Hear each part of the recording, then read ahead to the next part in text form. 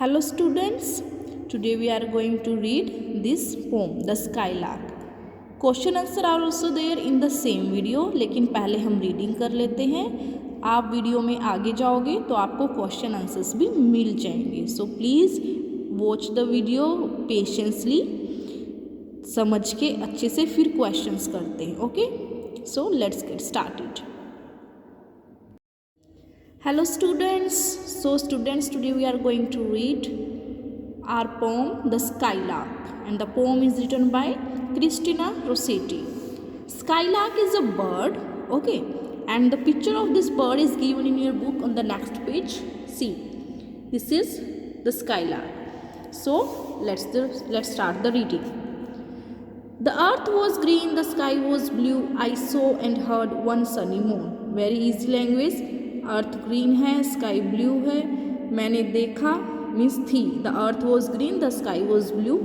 I saw and heard one sunny mourn.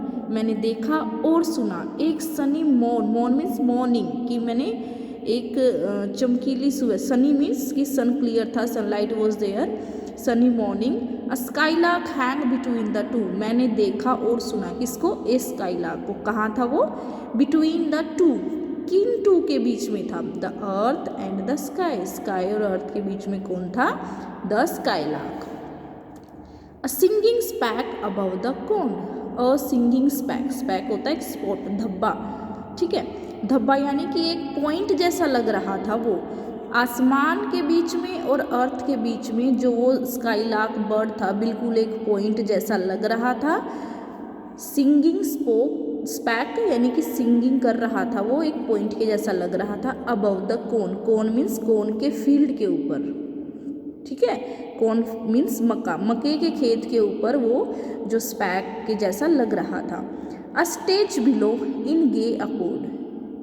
अब stage किसको कह रहा है? जो कोन का फील्ड है जिसके ऊपर स्काईलार्क गा रहा था, उसको वो स्टेज कह रहा है. ठीक है, जैसे हम परफॉर्म करते हैं स्टेज पे, in the same manner the skylark is performing on the stage.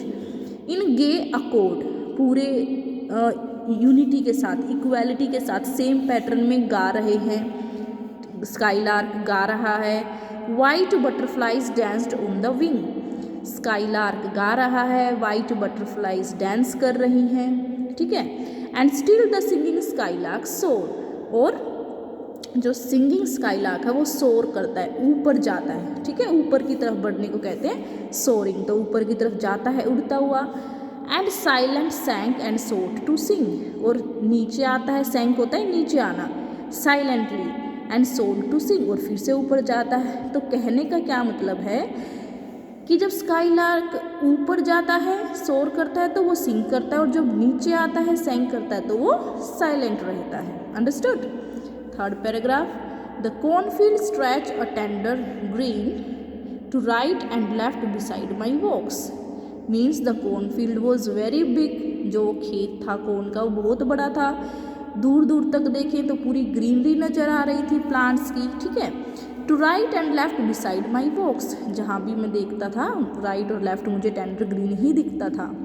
I knew he had a nest unseen. मुझे पता है उसका नेस्ट है कहीं ना कहीं जो हमें दिखाई नहीं दे रहा है, अनसीन है. कहाँ? Somewhere among the million Stokes. Million Stokes यहाँ पे कौन के प्लांट्स के लिए स्टोक का है उसने, कि भाई जो कौन के प्लांट्स है उनके बीच में कहीं ना कहीं स्काईलार्क का नेस्ट अनसीन है, हमें दिखाई नहीं दे रहा है.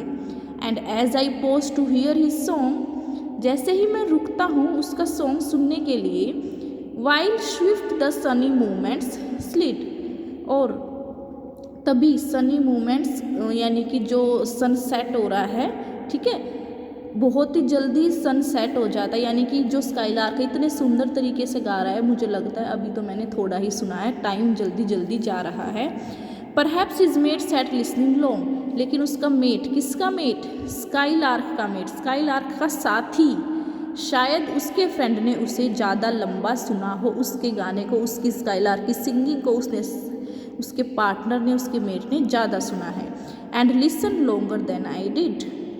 और मुझसे ज़्यादा उसने सुना है, वो ज़्यादा देर तक बैठा है, उसने ज़्यादा मुझे मुझसे ज़्यादा उसने स्काईलार्क को सुना है। देखो कहने का क्या मतलब है, मैं रुकता हूँ और सॉन्ग को सुनता हूँ, बहुत जल्दी टाइम चला जाता है, सनसेट हो जाता है, लेकिन जो उसका मेट है शायद वो बहुत देर तक वहाँ बैठा है, स्काईलार्क का फ्रेंड, और उसने मुझसे ज़्यादा समय तक स्काईलार्क के सॉन्ग को सुना है। अंडरस्टूड। तो स्काईलार्क के बारे में बताया है। स्काईलार्क कहाँ है, अर्थ और स्काई के बीच में है और कॉर्नफील्ड के ऊपर वो गा रहा है और वाइट बटरफ्लाई साथ में डांस कर रही हैं। और जब स्काईलार्क ऊपर जाता है, सोरिंग करता है, तो वो सिंगिंग करता है, और सैंग करता है, नीचे आता है तो वो साइलेंट हो जाता है। Understood. And the cornfield was very big, okay, and there is nest of skylark unseen somewhere among the plants of corn, okay, and he thought that the poet thought that कि इसका met है, skylark का met, कहीं ना कहीं उसने मुझसे ज़्यादा इसका सॉन्ग एंजॉय किया है। So this was all about the reading. If you have any doubt you can ask me in the comment box. Thank you. So let's do the exercise now. Fill in the blanks. It was a bright and sunny morning. What is the answer? Sunny morning when the poet saw the skylark. यहाँ पे skylark आएगा, okay. Next is the skylark looked like a speck above the cornfield. यहाँ पे cornfield आएगा. Next, the poet compares the cornfield to a stage. Next, the skylark soared when it sang and became silent when it sang. So soared and sang are the answers. Let's move to the question answers. So first question is, what did the poet see one morning? What was he doing? The poet saw a skylark one morning. The skylark was flying and singing. Second question, where did the poet see the skylark? The poet saw the skylark flying between the cornfield and the blue sky. Next question, what were the butterflies doing? The white butterflies were dancing on the wings of the skylark that was lying above the cornfields. It is lying, L-Y-I-N-G.